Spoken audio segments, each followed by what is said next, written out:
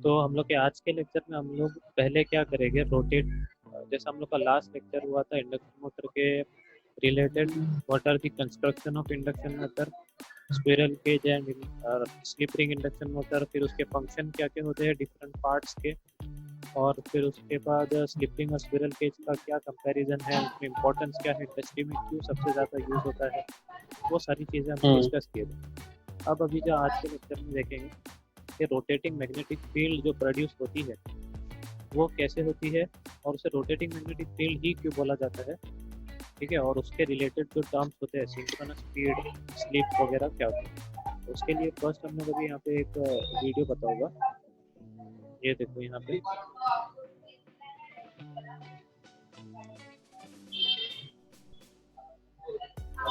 यहाँ पर स्क्रीन दिख रहा है? हाँ ओके, तो यहाँ पे कैसा है अभी कि थ्री फेस, जो जैसे हम लोग थ्री फेस सप्लाई देते हैं तो उसमें थ्री फेस फ्लक्स इंड्यूस होता है, ठीक है। तो वो उसका डायग्राम कैसे बनाते हैं वो यहाँ पे बताता हूँ। उसके बाद हम लोग उसको एक्सप्लेन भी साथ ही में करेंगे। देखो ये आर फेस बना है हम लोग ने, ठीक है। वैसे ही हम लोग के तीनों फेस कैसे होते हैं, 120 डिग्री डिस्प्लेसमेंट में होते हैं, ठीक है। तो 120 डिग्री डिस्प्लेसमेंट को हम लोग क्या करते हैं यहाँ पे, तो यानी को दिख रहा नहीं, इधर पूरा ब्लर दिख रहा। क्यों नहीं दिख रहा? स्क्रीन नहीं दिख रही है? कुछ नहीं, कोई स्क्रीन ही नहीं दिख रही, बस ऐसा रिकॉर्डिंग का ये दिख रहा, कुछ ही नहीं दिख रहा। अच्छा, अभी एक मिनट, अभी दिख रहा है? यूट्यूब की स्क्रीन नहीं दिख रही है? कुछ भी नहीं दिख रहा, खाली ऐसी ब्लर ही दिख रही, ब्लर भी नहीं, कुछ ही नहीं दिख रहा, ब्लू ब्लू स्क्रीन दिख रही।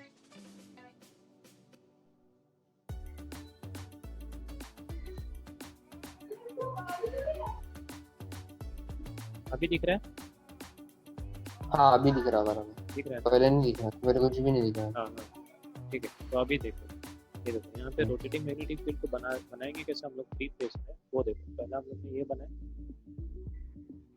यहाँ पे एक सिंगल आर फेस बनाया हम लोग ने यहाँ पे। उसके बाद आर वाई भी 120 डिग्री डिस्प्लेसमेंट में रहते हैं, तो हम लोग दूसरा वाई फेस कैसे बनाएंगे वो देखो।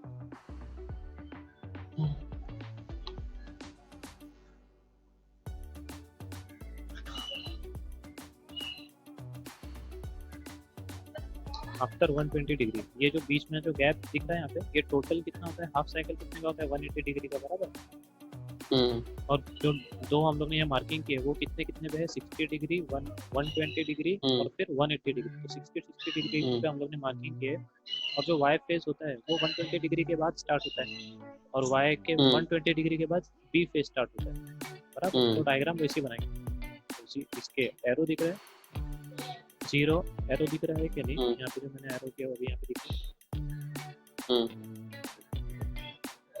ये दिख रहा है अभी एरो यहाँ पे क्यों, हाँ रेड रेड एरो दिख रहा है। तो यहाँ पर से जीरो से स्टार्ट हुआ आर फेस, फिर यहाँ पे 60 डिग्री, 120 डिग्री, 120 डिग्री से स्टार्ट हुआ वाई फेस, यहाँ पे लेके आगे पीछे ज्वाइन कर दिया। बट अभी इसके बाद ये वाले पॉइंट से यहाँ से लेके यहाँ पे 60 डिग्री है, यहाँ से लेके यहाँ पे 120 डिग्री, तो यहाँ से स्टार्ट होगा बी फेस।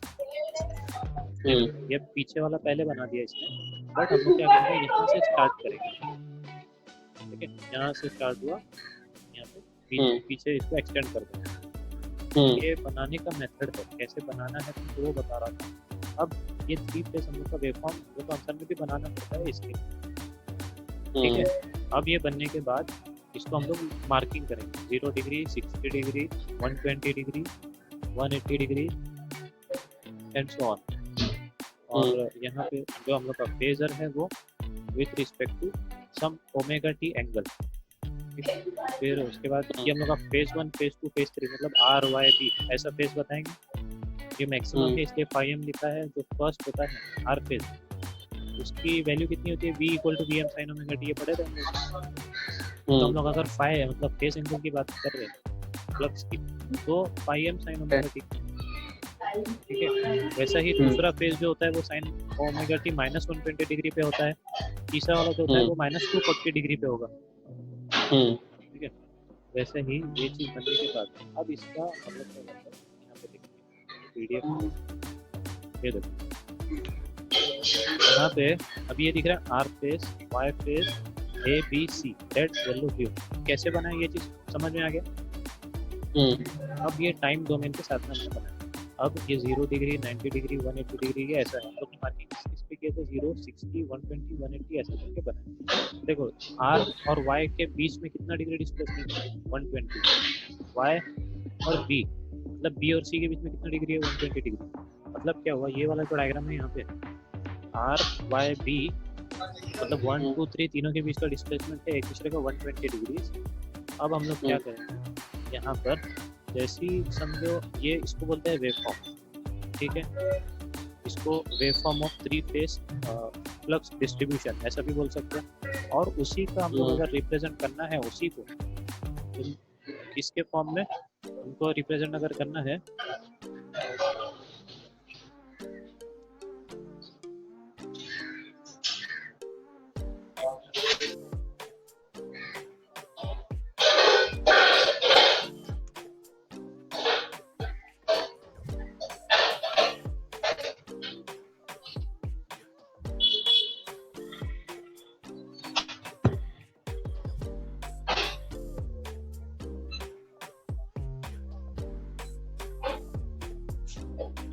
अभी स्क्रीन दिख रहा है? स्क्रीन दिख रहा है अभी? अभी एक मिनट ना। अच्छा ये अभी पीडीएफ दिख रहा है? अभी पीडीएफ दिख रहा है अभी? हाँ, तो ये वेव फॉर्म तो अगर हम लोग वेक्टर के रिप्रेजेंटेशन में बात करें ना, वेक्टर के, तो ये लिखा है वेक्टर। ये देखो ये वाला इसको बोलते हैं वेक्टर रिप्रेजेंटेशन, इसको बोलते हैं वेव फॉर्म। ठीक है, ये तो बेसिक है अपना, इसको बोलते हैं वेव फॉर्म। अब क्या करना है हम लोग को, इसको रिप्रेजेंटेशन को चेक करना है कि ये रोटेट कैसा हुआ है। अभी देखो कंसीडर करेंगे एक केस कंसीडर करेंगे जिसमें at omega t equals to 0, मतलब ये 0 एंगल पे तीनों फेज, जैसा कि फर्स्ट फेज कितना होता है, तो यहाँ पे क्या है ओमेगा टी की इसकी वैल्यू, आर फेज की वैल्यू कितनी है? फेज 1 0 डिग्री पे है, ठीक है? और फेज 2 जो है वो क्या है, समझो इधर देखो, ये वाला ड्राइंग को कंसीडर करो, ये वाली, ठीक है? अब ये कैसे बनाया हम लोग ने, यहाँ पर देखो ये जो आर वाई बी, ये 3 चीज बनी हुई है ना, हम लोग इसको क्या करेंगे एट 0 डिग्री, मतलब हम लोग क्या कर रहे हैं, इसको नीचे एक्सटेंड किया, ये 5 2 तो नीचे आएंगे तो -5 हो जाएंगे, और ये 5 3 है। अब इन दोनों का रिजल्टेंट हम लोग को निकालना है, उनका रिजल्टेंट, तो ये क्या हो जाएगा 5 यार। कैसे बनाए समझे? पहले हम लोग ने क्या किया, इसको एक्सटेंड किया, ये वाले को पीछे एक्सटेंड, ये कौन सा 5 तो पीछे है, तो -5 हो गया, ये 5 3 यहीं पर रिस्पेक्ट हमारे हम लोग ये वेक्टर डायग्राम पे रिस्पेक्ट, ठीक है? ओमेगा टी इक्वल टू 0, तो अभी क्या होगा, अभी रोटेशन स्टार्ट,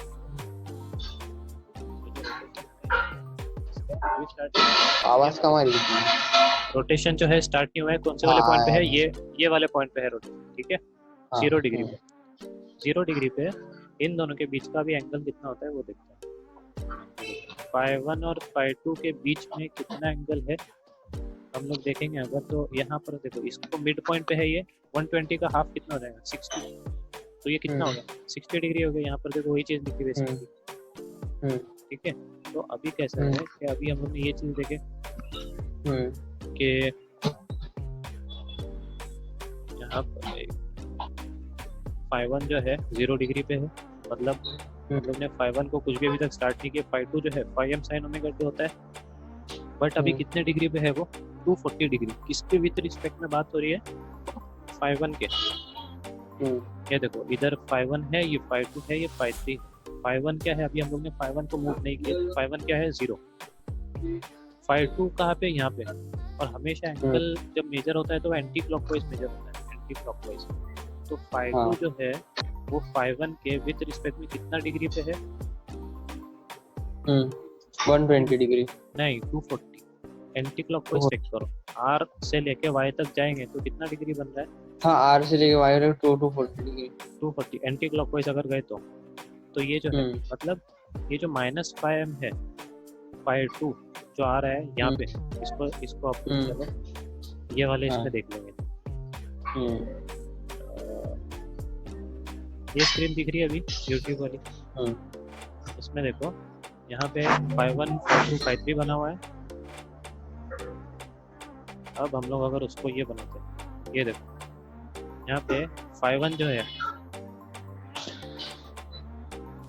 ये phi1 जो है, phi1 क्या है, अभी तक स्टार्ट नहीं हुआ, तो हम लोग इसको क्या लिखेंगे, 0। अभी स्टार्ट ही नहीं हुआ ना phi1 रोटेट होना। phi2 जो है वो स्टार्ट हो चुका है, कहाँ से, माइनस के पॉइंट से स्टार्ट हो चुका है, माइनस से। तो क्या हुआ, ये वाला जो पॉइंट है वो क्या है, मैक्सिमम। हेलो, हाँ बोलो, आ रही है। ये वाला जो पॉइंट है वो क्या है, -√3/2 phi m। क्यों मालूम है, क्योंकि ये वाला जो पॉइंट है ये phi m है, और ये वाला इसके ऊपर वाला जो पॉइंट है वो है √3/2। ठीक है, यहाँ पे लिखा है -√3/2। वैसा ही ऊपर का भी सेम है, ऊपर का जो मैक्सिमम पॉइंट है वो phi m है, और अभी जो मार्क किया है ऊपर ये वाला, ये कितना है, √3/2 phi m। ठीक है, मतलब कब कैसे आया है डिराइव मालूम है, ये चीज हम लोग ने जब इसको Vm phi m sin omega t phi m sin omega t 240 degree 120 degree करेंगे ना, तो यही आंसर आएगा, -√3/2 दिस। ठीक है, अब इसको हम लोग क्या करेंगे, जो चीज़ बताया था मैंने कि कैसे डायग्राम बनेगा, वो डायग्राम यही बना रहे थे। देखो इसको एक्सटेंड किया और इसको ऐसा लिया। अब हम लोग क्या कर रहे हैं, इन दोनों को एक्सटेंड करेंगे पैरेललोग्राम बनाने के लिए। देखो यहाँ से एक्सटेंड हुआ, यहाँ से एक्सटेंड हुआ, और फिर उसका एक वर्टिकल लाइन बनी जो कि रिजल्टेंट है, दोनों का रिजल्टेंट है। रिजल्टेंट के लिए एक फॉर्मूला के थ्रू उसने बताया है, यहाँ पे हम लोग देखेंगे।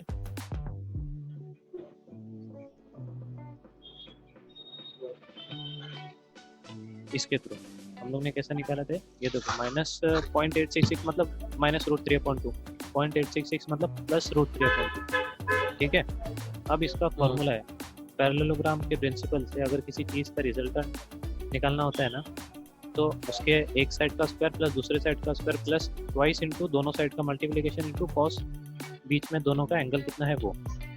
ठीक है, तो ए क्या है हम लोग का यहाँ पे, अभी देखो phi2 है, phi2 का स्क्वायर, बी क्या है ये वाली साइड, phi3 है, phi3 का square plus 2 phi2 into phi3 cos omega T, दोनों के बीच का एंगल कितना है,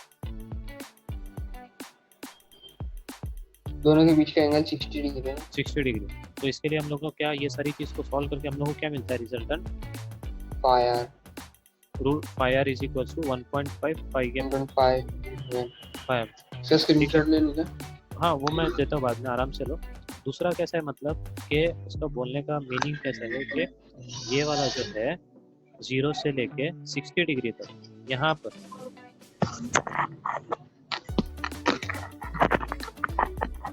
देखो ये वाले यहाँ तक जो है ये 60 डिग्री है, यहाँ तक क्या है 120 डिग्री, यहाँ तक क्या है 180 डिग्री। तो इस इतने इसके अंदर 0 से लेके इस, ये देखो यहाँ पे मैं इसको स्टॉप करता हूँ, स्क्रीन शेयर करता हूँ, ये वाली यहाँ पे इसका जो रोटेशन है, देखो यहाँ पे अभी बताएगा कितना आंसर है हम लोग का। हम लोग इससे वेरीफाई भी करते हैं, देखो आंसर कितना आता है 1.5 बाय m।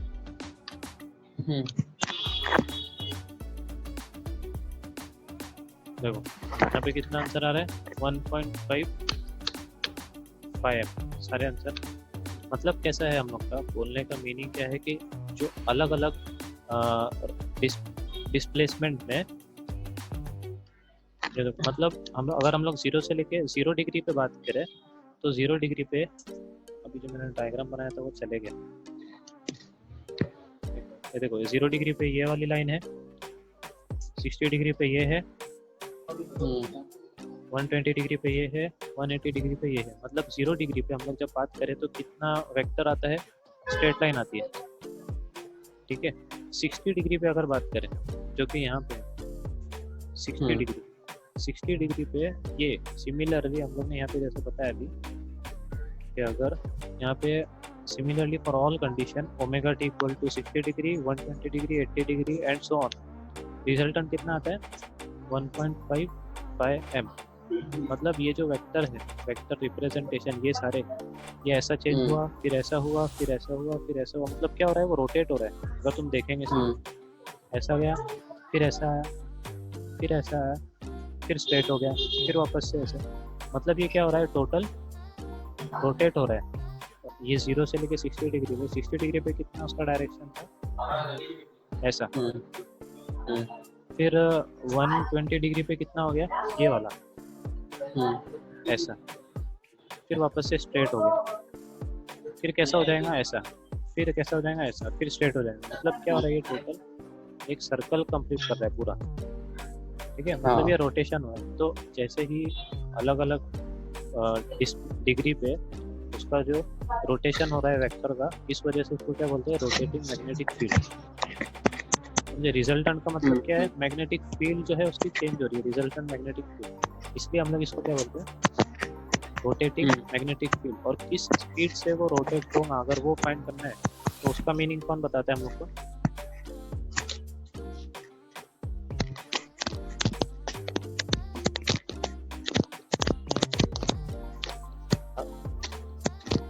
उसका मीनिंग कौन बताता है हम लोग को।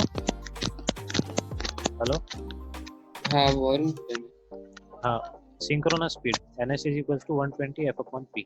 120 f मतलब फ्रीक्वेंसी कितना है सिस्टम का, p मतलब नंबर ऑफ पोल्स कितना है मशीन का। अगर वीडियो कैंसिल हुआ तो वापस से उसी लिंक पे ज्वाइन करो, मुझे टाइम हो गया है ना।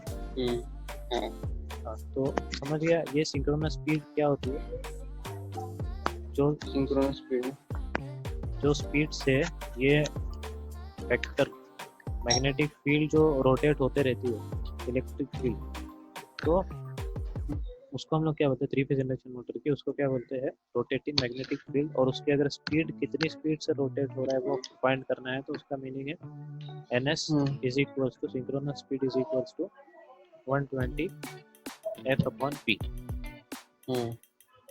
अब यहाँ पे देखो इसका आंसर यही है, तो यहीं पे ये जो आंसर है इसका यही लिखना है, from the above vector diagram and waveform explanation at different phase angles, particularly at 0, 60, 120, 180. It is clear that resultant flux vector phi r is not stationary but it rotates with ns, मतलब synchronous speed. That is why it is called as rotating magnetic field. समझ गया। अब यहाँ पे क्या है कि कुछ डेफिनेशन है, जैसे तुमको कौन सा वाला क्वेश्चन की अभी बात किया, रोटेटिंग मैग्नेटिक फील्ड को एक्सप्लेन करो।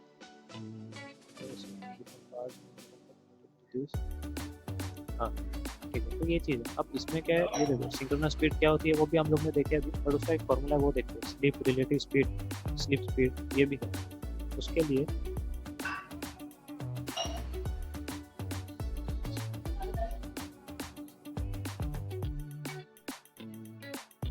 एक मिनट रुक जा।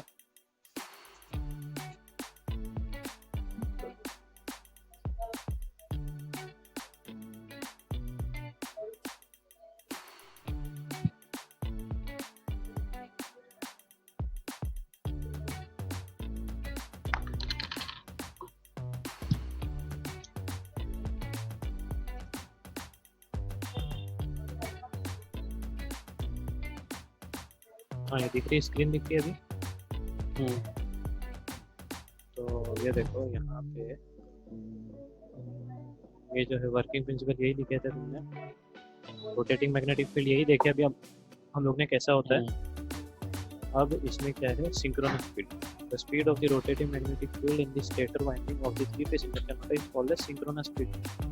कौन सी स्पीड से वो रोटेट करता है उसको बोलते हैं synchronous speed. The equation of synchronous speed is ns is equal to 120 f/p. ये important है, where f is the supply frequency and pole is the p is the number of pole. तो ये चीज़ तुमको लिख के रखो, मतलब क्या कौन सी स्पीड से वो वेरी करता है वो सारी चीज़। अब इसमें यहाँ पे एक क्वेश्चन है कि why synchronous motor never runs on synchronous speed. जो हम लोग ने एक चीज़ अभी पहले देखे थे जो स्टार्टिंग के वीडियो में देखे थे हम लोग लास्ट लेक्चर के वीडियो, 1 मिनट तो चाहिए तो बता दो पहले।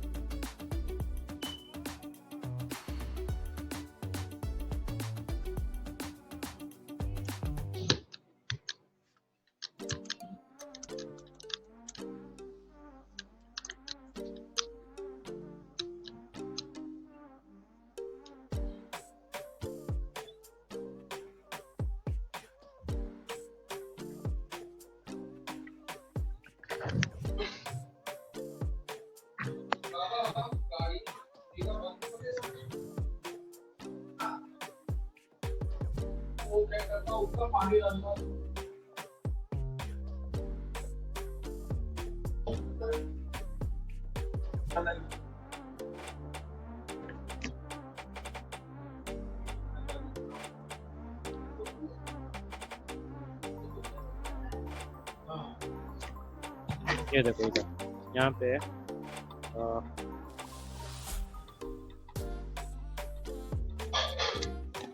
ये स्क्रीन दिख रहा है, हेलो हाँ बोल। ये स्क्रीन दिख रहा है, इस पे ये वाला वीडियो हम लोग ने देखे थे, इस ये वाला एक कर देते हैं।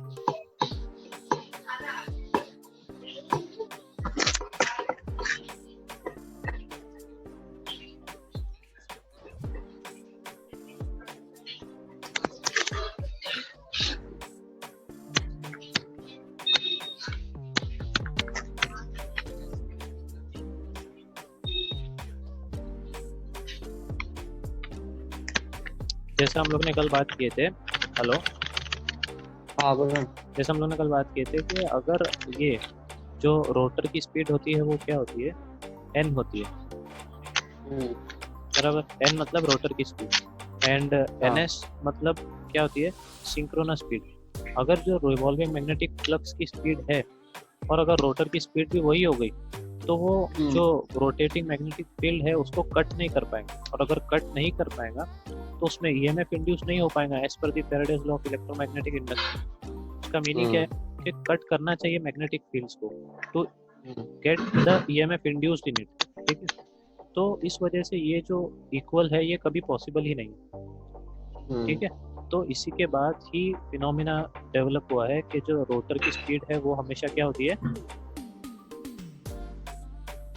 सिंक्रोनस स्पीड के कम होती है, ठीक है। मतलब समझो अगर 1500 सिंक्रोनस स्पीड है तो रोटर की स्पीड कितनी होगी, समझो अराउंड 1440 या फिर 1300 या ऐसी कुछ ना कुछ कम होती है। उसके बीच का जो कितना परसेंटेज होता है उसको हम लोग क्या बोलते हैं, स्लिप, ठीक है। तो ये चीज़ को हम लोग और देखने के लिए अच्छे से उसके डेफिनेशन के टर्म्स में जाते थे, जो कि यहाँ पे तुमको अभी पीडीएफ एक दिख रहा होगा, दिख रहा है पीडीएफ। ये क्वेश्चन है तुम्हें अभी प्रिपेयर करना है, the why synchronous motor never runs on synchronous speed, ठीक है। According to Lenz law rotor will try to catch the synchronous speed of rotating magnetic field to oppose cause producing it, but rotor never succeed due to frictional losses. Frictional losses भी होते हैं, relative motion will be zero, ये सारी चीजें। Three phase motion can never run on single. Why slip in induction motor? Difference between the rotating magnetic field और synchronous speed. Rotating magnetic field की जो speed होती है उसी को हम लोग क्या बोलते हैं, सिंक्रोनस स्पीड। ये अभी हम लोग ने देखे। And rotor speed with respect to synchronous speed is called as slip. Slip is measured in percentage. ये उसका फॉर्मूला देखो, ns minus n upon ns multiplied by 100। और स्लिप का मीनिंग क्या होता है वो उसमें एक्चुअली यहाँ पे बताया नहीं। स्लिप का मीनिंग मैंने बताया था लास्ट लेक्चर में, जो सिंक्रोनस स्पीड और रोटेटिंग स्पीड का जो डिफरेंस होता है परसेंटेज में, उसको हम लोग क्या बोलते हैं, बोलो। Synchronous speed minus normal speed.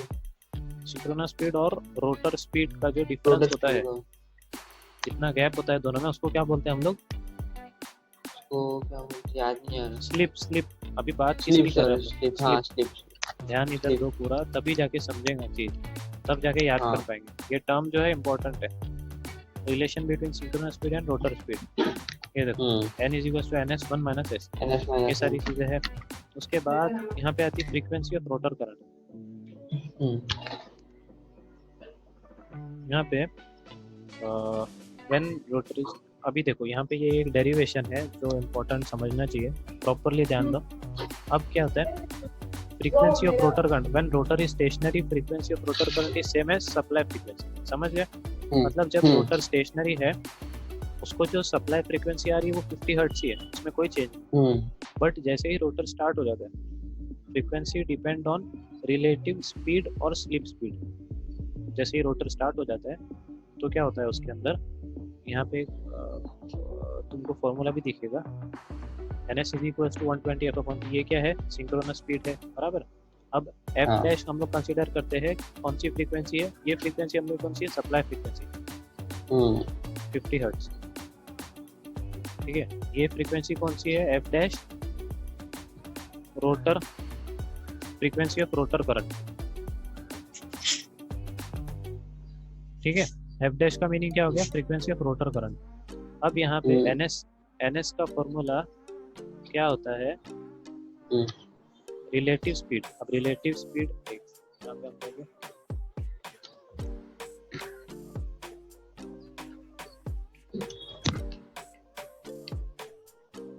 अभी जब अगर हम लोग इसकी बात करें, समझो एट स्टार्ट स्लिप की वैल्यू क्या होती है हमेशा 1, मतलब 100%, मतलब दोनों के